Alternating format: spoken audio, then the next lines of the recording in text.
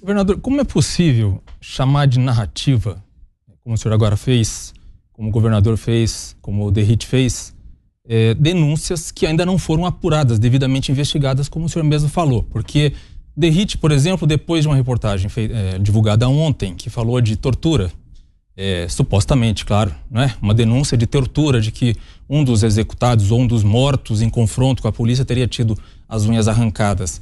Ele falou que era uma narrativa falsa. Como é possível chamar de narrativa falsa se a investigação ainda não terminou? É claro que é preciso valorizar a polícia, como o senhor falou, mas isso também passa por ter e trabalhar por uma polícia que respeite, né, o Estado Democrático de Direito, o devido processo legal. Sem dúvida, Diogo. Provavelmente, né, com certeza o Derrit fez essa afirmação porque ele conhece os laudos que foram realizados após a morte deste criminoso.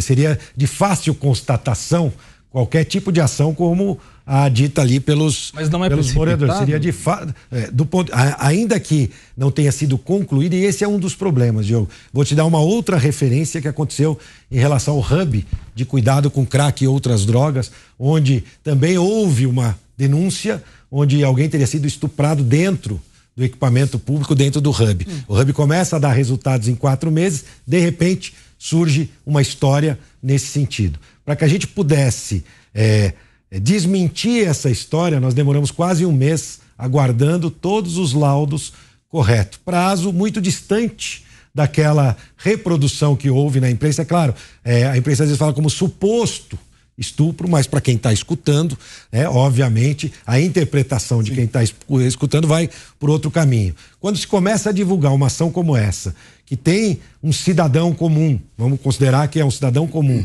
que está colocando esse tipo de história sem qualquer tipo de embasamento técnico, não tem uma imagem. Olha só, vou dar um exemplo prático. Hoje todo mundo tem um celular.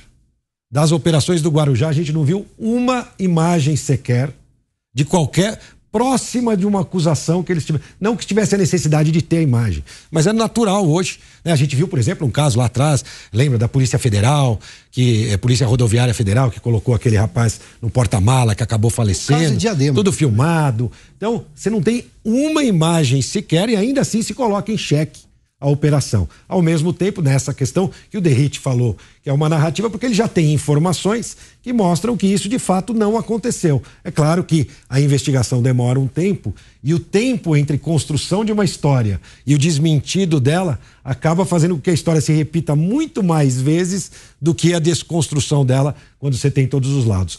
O tempo para o governo é muito mais lento que o tempo de reprodução de histórias como essa, que de fato se espalhou. Essa história, por exemplo, se espalhou pelas redes sem qualquer tipo de embasamento, nada, absolutamente nada, apenas a fala de alguém que disse ter visto aquela pessoa sem as unhas, né, com alicate, com as unhas. Agora, está sendo apurado e provavelmente o Derrit já viu parte dessa apuração para poder fazer essa afirmação.